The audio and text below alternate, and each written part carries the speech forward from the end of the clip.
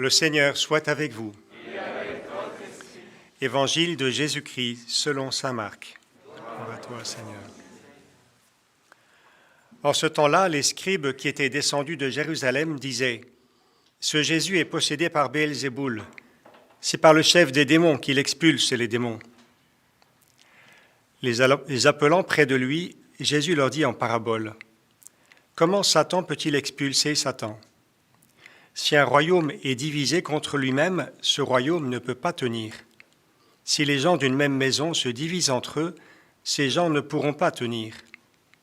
Si Satan s'est dressé contre lui-même, s'il est divisé, il ne peut pas tenir, c'en est fini de lui. Mais personne ne peut entrer dans la maison d'un homme fort et piller ses biens s'il ne l'a d'abord ligoté. Alors seulement il pillera sa maison. Amen, je vous le dis, tout sera pardonné aux enfants des hommes, leurs péchés et les blasphèmes qu'ils auront proférés. Mais si quelqu'un blasphème contre l'Esprit Saint, il n'aura jamais de pardon. Il est coupable d'un péché pour toujours.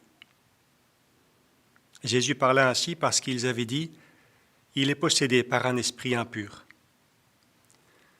Acclamons la parole de Dieu.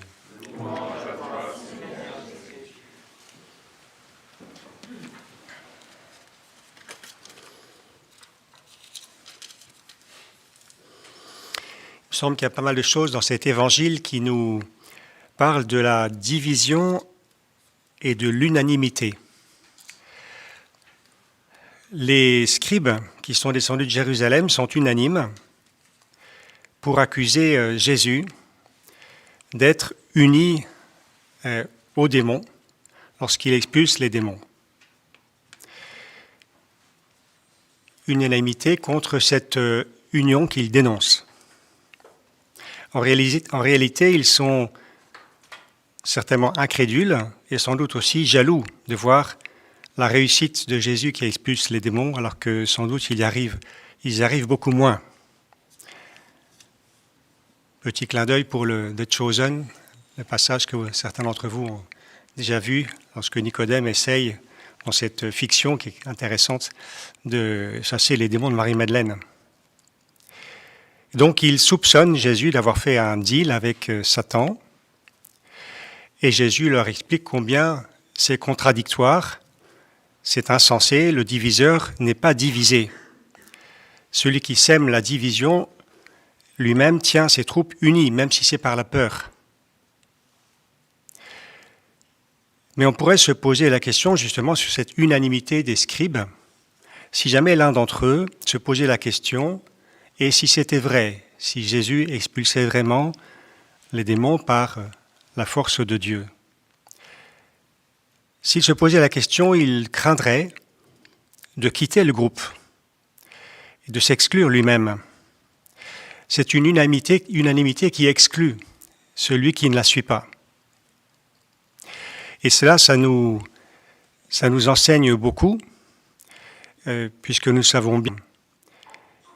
Et le critère, c'est vraiment, est-ce que nous sommes prêts à suivre ce qui nous semble vrai et bon, ou bien est-ce que nous nous rallions à une fausse unanimité, par crainte ? Le diviseur ne divise pas tout le monde, il crée des fausses unanimités. Des partis sans eux, des partis qui sont unanimes à se condamner réciproquement. Une unanimité, encore une fois, qui exclut. L'unanimité que Jésus fonde dans l'Église est une unanimité qui inclut, qui, elle, n'exclut pas ceux qui excluent les autres. J'ai lu dans un beau petit livre dont je me régale actuellement sur Dostoïevski, une phrase qui revient souvent dans les frères Karamazov, où il dit « Chacun de nous est coupable ici-bas de tout envers tous ». Les scribes reportent la culpabilité, la faute, sur Jésus, sur les autres. Jésus lui-même, au contraire, va assumer la faute des autres. Dostoïevski continue, cette conscience de notre culpabilité, donc universelle, est le couronnement de la carrière religieuse comme d'ailleurs de toutes les carrières humaines. La carrière du Christ a culminé dans le fait qu'il prend sur lui la faute de tous. C'est une unanimité qui inclut. L'unanimité de la peur fait place à l'unanimité de la compassion. Le blasphème contre l'Esprit Saint, c'est peut-être ici, dans ce contexte, cela, de se fermer à cette compassion, à cette ouverture de cœur, par peur de quitter la fausse unanimité.